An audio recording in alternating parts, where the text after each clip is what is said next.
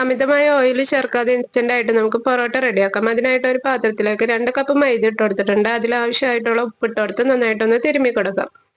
അതിനുശേഷം നടുക്ക് കുറച്ച് സ്ഥലം ഉണ്ടാക്കിയിട്ട് അവിടെ ഇളം ചൂടുള്ള പാല് 2 ടേബിൾ സ്പൂൺ ഒഴിച്ചു കൊടുത്തിട്ടുണ്ട്. പിന്നെ ഓയിൽ 1 ടീസ്പൂൺ ഒഴിച്ചു കൊടുത്ത് പരിസരത്തുള്ള പൊടിയിലേക്ക് പയ്യെ മിക്സ് ചെയ്ത് കൊടുക്കുക. ആവശ്യത്തിന് വെള്ളം വീണ്ടും ഒഴിച്ചു കൊടുക്കുക. ഇച്ചിരിച്ച് വെള്ളം ഒഴിച്ചു കൊടുത്ത് ഇച്ചിരിച്ച് പൊടിയിലേക്ക് ചേർത്ത് പയ്യെ മിക്സ് ചെയ്ത് കൊടുക്കുക. എല്ലാ പൊടിയും വെള്ളമായിട്ട് ചേർന്ന് വരെ ഇതേ രീതിയിൽ മിക്സ് ചെയ്ത് കൊടുക്കുക. കുഴക്കുമ്പോഴാണ് പൊറോട്ടയ്ക്ക് മെയിൻ ആയിട്ട് കുഴയിലാണ് ശ്രദ്ധിക്കേണ്ടത് കേട്ടോ. ഇപ്പൊ നിങ്ങൾ ഈ പൊറോട്ട കാണുന്നത് പൊറോട്ട ഉണ്ടാക്കാൻ വേണ്ടിയിട്ടാണെന്നുണ്ടെങ്കിൽ എന്റെ മെയിൻ ആയിട്ട് ഒരു വീഡിയോ ഉണ്ട്. അതിൽ വിശദമായിട്ട് കുഴക്കേണ്ട രീതി ഞാൻ പറയുന്നുണ്ട്. അത് പോയി കാണാം.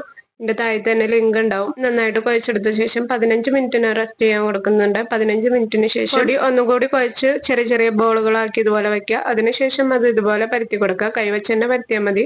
ഞാൻ പറഞ്ഞ പോലെ തന്നെയാണ് നിങ്ങൾ കുഴച്ചെടുത്തെന്നുണ്ടെങ്കിൽ അനായാസം ഇതുപോലെ പൊറോട്ട ഉണ്ടാക്കിയെടുക്കാൻ പറ്റും.